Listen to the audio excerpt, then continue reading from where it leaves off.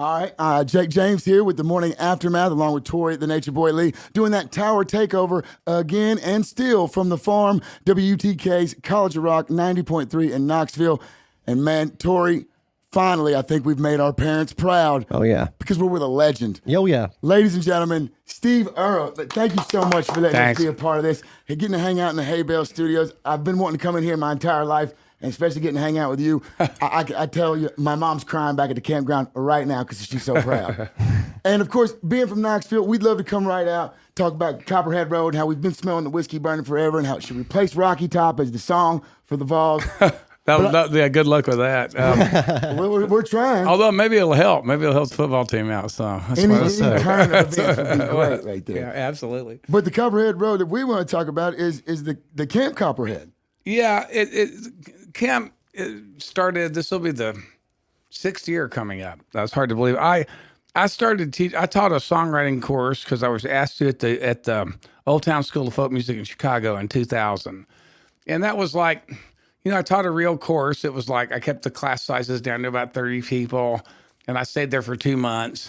I was about to say it packed out every time. Right? It was one of those things. I like teaching. I discovered a lot, but it's not practical for me because I have, traditionally too much child support and alimony to be a teacher. So I started looking for ways that I could teach and afford to do it. So, we started, the idea of, workshops. And I went to Jorma Kalkinen's guitar camp one year and taught the course there. And that sort of gave me the idea for starting my own camp. And it started, it's in Big Indian, New York, which is in the Catskills. I live in New York City for the most part now. I still have a house in Tennessee, but for the most part, I've been in New York house. 14 years, So, tired of Tennessee living? My business manager calls it the Alamo. It seems to be divorce proof. I've had it since 1988, and I haven't managed. The only thing I didn't lose over the years was that house. It's got the sentimental value then. Yeah. I'm about to say everybody has one of those houses in Tennessee. I don't know. Nobody will take it. You're not taking Yeah, it from me. Yeah, no, nobody. I guess they just don't want it, but it's I like to teach, and we do the camp every year. Anybody can come. You don't have to be a songwriter to come. I can't make you a songwriter if you're not. I think songwriters are boring for the most part, but you'll know a lot more about how to go about it. And we have discovered a couple of people over the years that were really, really good that came to the camp. And then I teach it to everybody as if I teach things that if you apply them, your songs will definitely be better by the time you leave camp. Well, any practice, eventually, perfect practice makes perfect, and getting to learn. Yeah. And learning from a legend, they've got to just sit there with their mouths wide open. Yeah, well, it's a trip. It's a really pretty place, and cell phones don't work there, and the food's really good, and it's 4 days of really intense. It's really 3 days of curriculum that are really intense, and then we get in one night and then start the next morning bright and early, and I teach a master class that lasts most of the day.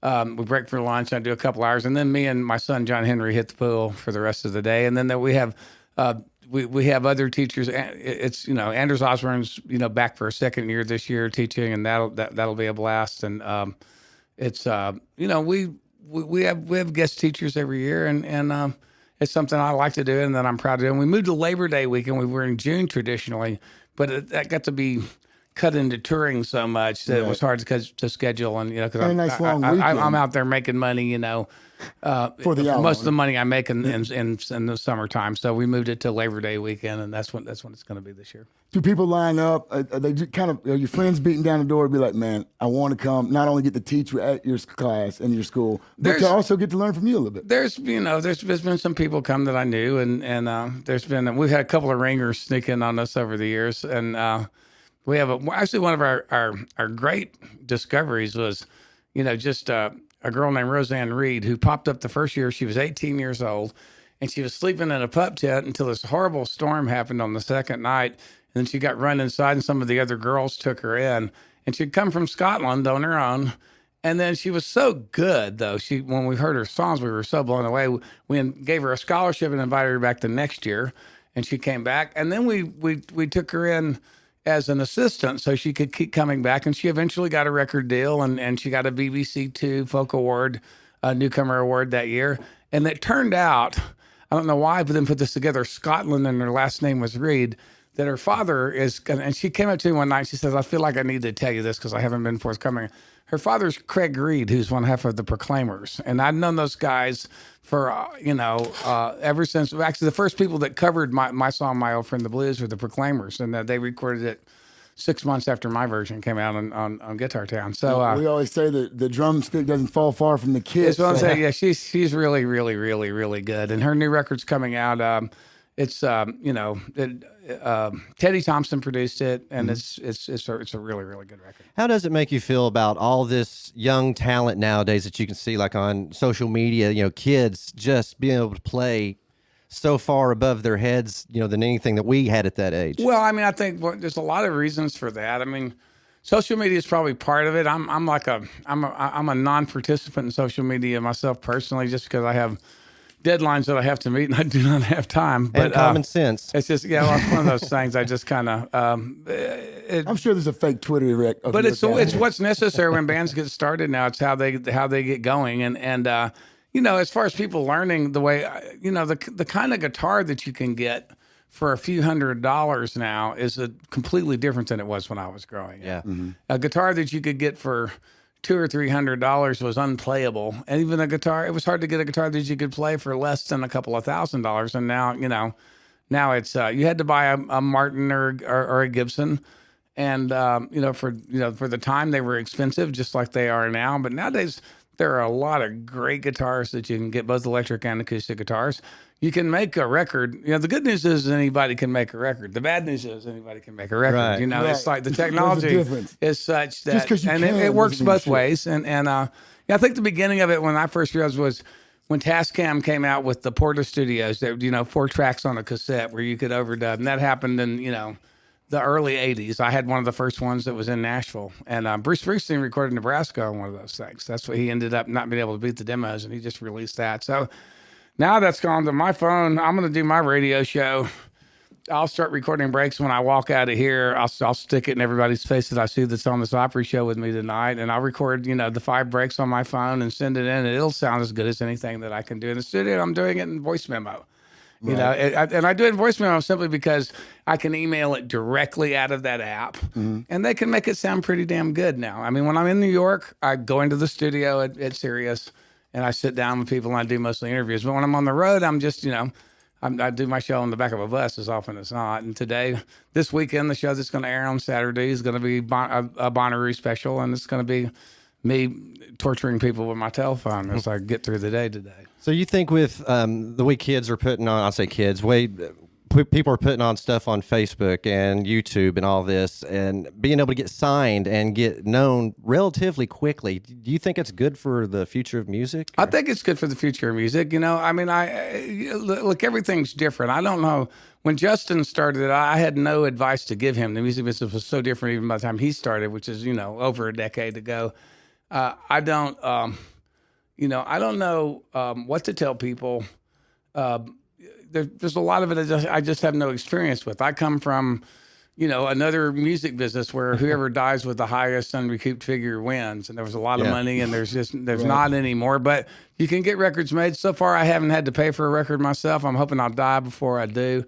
But I think it's it's a lot more democratic. There's a lot of things that you can do out there that you couldn't do when I was coming up, and it's up to audiences to decide what's worthwhile and what's not. Well, you're going to have a great audience tonight out there at Bonnaroo. They're going to throw you all the energy back and forth. We're moments away from Steve Earl and the Grand Ole Opry taking the stage here at Bonnaroo. Man, so excited. And you talked about how Reed had come through your school and gotten to be what would be the best camp counselor, right? You start off as a camper, then you get to be a camp counselor, now making albums. And you've worked with so many people that have dropped hits all through, and you just drip hits. But who do you look for now that's trying to take that outlaw, like the Stapletons and everything? How do you see them going along and taking a genre that basically you own? Well, I mean, Chris Stapleton speaks for himself. He's a badass. But it's, I think the women, the best stuff coming out of Nashville is mostly, the women, like Casey. Miranda Lambert's last record was a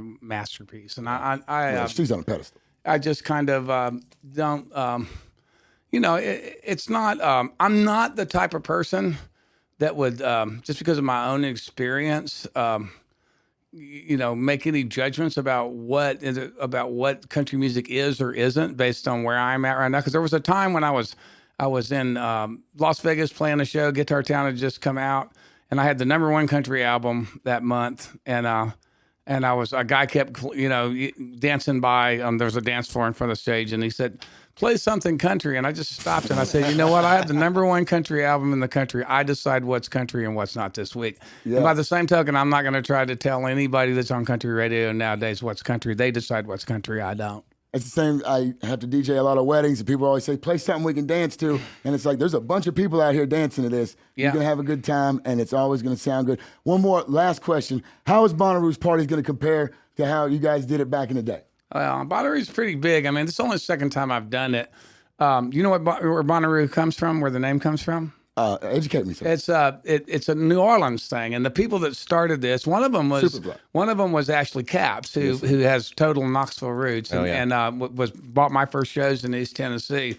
And they'd gone to school in New Orleans, and they love New Orleans. They love to go Bonnaroo. It comes from, it's French. It's bonnet, the feminine, good rather than the male. It's not bonnet, it's bonnet rue, which is street.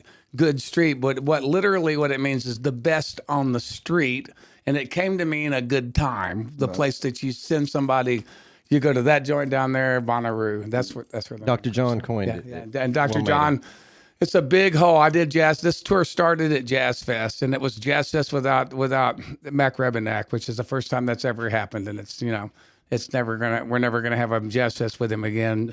No Alan Toussaint, no Dr. John. It's just hard to imagine. Well, we've always said some of the best parts about Jazz Fest is everybody playing afterwards at the little bars and letting the good times roll. I got to do the Preservation Hall, Midnight Preserves this year for the second time, which is a blast. I did it, me and my fiddle player, who's a great singer. We did a song with we did a whole set with the Pres Hall band at midnight after our show at Jazz Fest this year. I did it the last time I did Jazz Fest as well.